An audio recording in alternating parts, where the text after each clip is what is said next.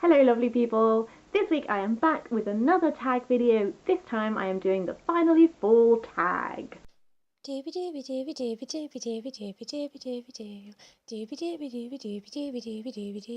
Vlogs.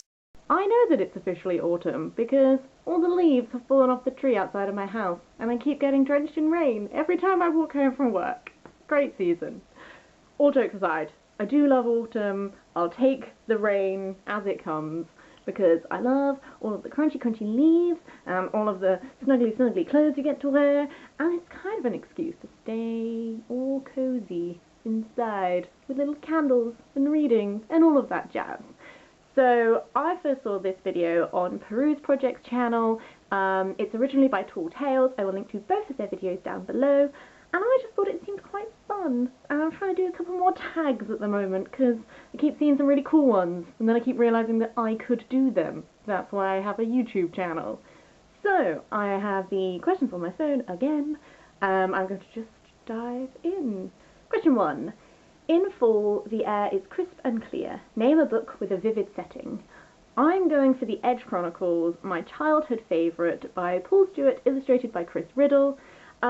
The illustrations are definitely a big part of why the setting of these books is so immersive.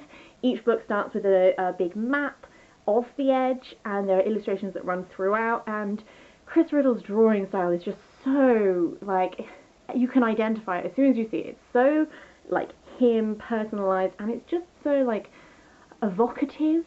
And the Edge Chronicles themselves are full of lots of varied and weird creatures. Who would have thought that the creature you adore the most is this giant, scary, big bear guy, and then the creatures that are most terrifying are tiny little fluffy blob things. It's just a really fantastic series. I'd really recommend it, even if you're an adult. Buy it for the children in your life. Read it as an adult, because it's entirely delightful. All of the stories take place on the edge, and it is just fantastic. Question 2. Nature is beautiful, but also dying. Name a book that is beautifully written, but also deals with heavy topics like loss or grief.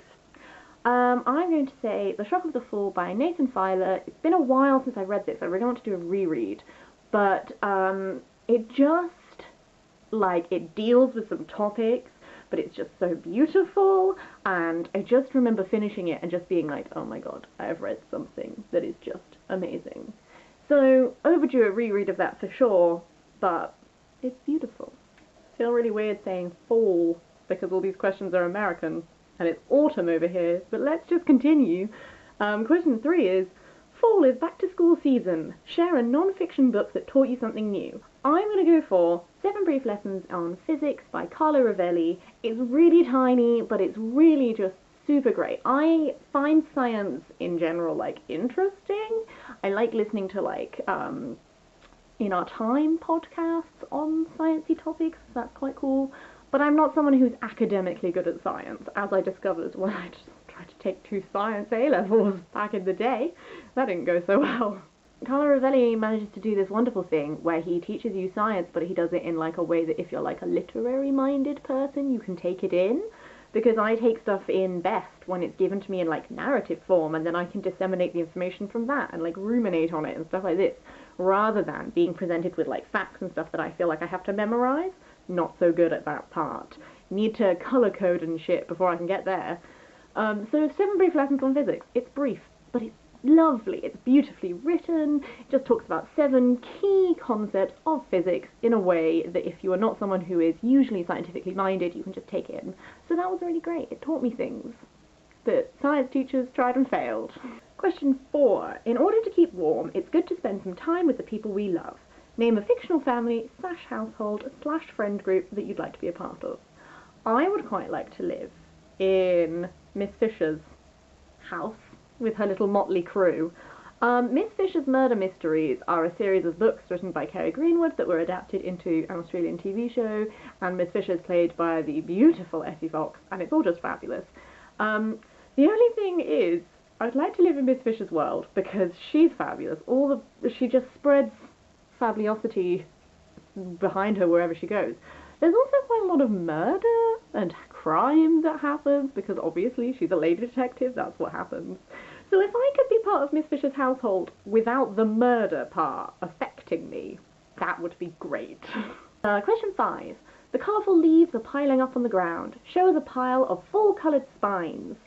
Okay, I will. Here is my pile of full-coloured spines. I will go through it one by one for you now. We've got William Morris, A Life for Our Time by Fiona McCarthy. Gorgeous orangey hues. A Thousand Splendid Suns by Khaled Hosseini.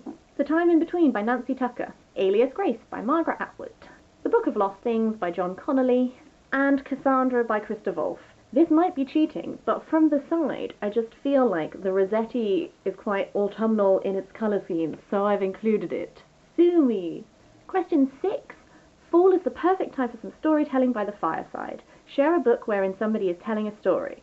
I'm going to share 2 books because they are like directly related to each other in their theme. So book number 1 is A Thousand Nights by E.K. Johnston, and book number 2 is 100 Nights of Hero by Isabel Greenberg, because they are both riffing off of Scheherazade, the ultimate storyteller, and they are both reinterpretations, retellings, the reimaginings, if you will, inspired by Scheherazade and 1001 Nights. Question 7. The nights are getting darker. Share a dark, creepy read. I will say anything by Carlos Ruiz Zafón, because he's very good at doing sort of gothic, dark, creepy type things. His most famous book is obviously The Shadow of the Wind, but I would also say that any of his YA books would count for this. Specifically, Marina was the creepiest one of those that I read. I don't read a lot of very scary books, so I sort of have to go down the gothic route for this question. Question 8. The days are getting colder. Name a short, heartwarming read that could warm up somebody's cold and rainy day.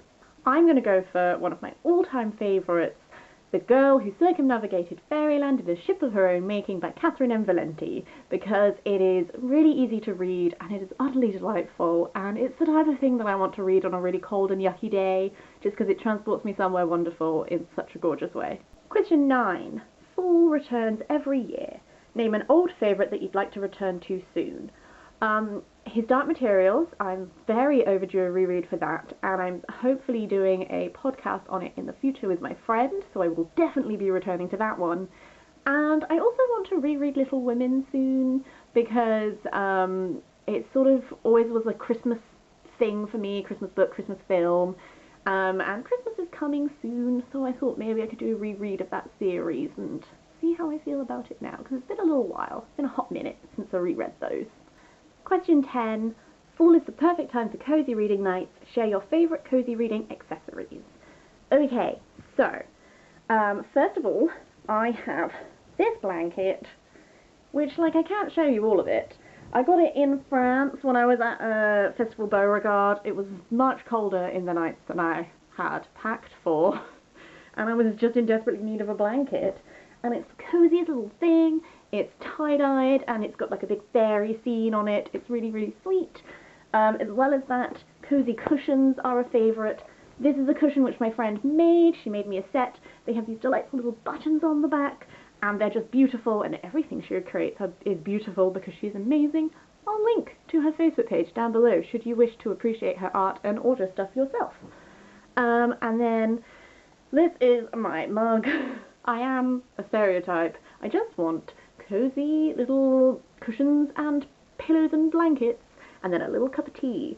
So this is my current, like, cozy reading mug. I just like the actual feel of it because it's all, like, earthenware and stuff. And then my tea of choice currently is pucker, chamomile, vanilla, and manuka honey. It's particularly soothing. I don't really like black tea. I'm either like a green tea or a chamomile tea kind of girl, and this is just a particularly delicious and nice one for when it's all horrible. I keep saying horrible. Autumn's lovely, but it gets very rainy here.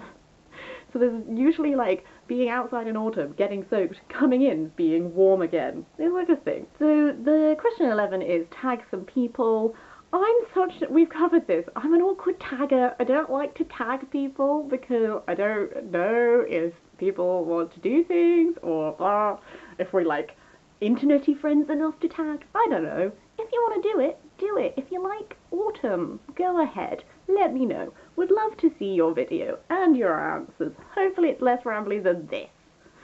Oh, I hope you've enjoyed this. I hope you're enjoying autumn. I hope you have the loveliest autumn, full of the crispiest, crunchiest leaves to stand on, and the coziest of cozies to return to. I'm gonna go now, and I will see you next week for something different.